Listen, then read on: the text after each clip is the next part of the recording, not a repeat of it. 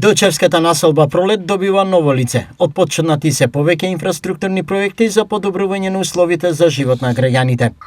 Во моментот се одвиваат динамично градежни активности во населбата Пролет, каде што интензивно се работи на изградба на улицата 4В, како и на делови од улиците 1, 3 и 5, со вкупна должина од 420 метри, заедно со комплетна нова канализациона мрежа, фекална и атмосферска. Очекуваме со довршувањето на овој проект населбата да добие современа и функционална патна инфраструктура, со што значително ќе се подобрат условите за безбедно отвивање на сообраќајот, како и за квалитетот на животот на жителите и целокупниот урбан изглед на овој дел од Делчево. Според предвидената и забрзана динамика, завршните активности во населбата Пролет се предвидени до крајот на јули, но се и најава за долго градежно лето во Делчево.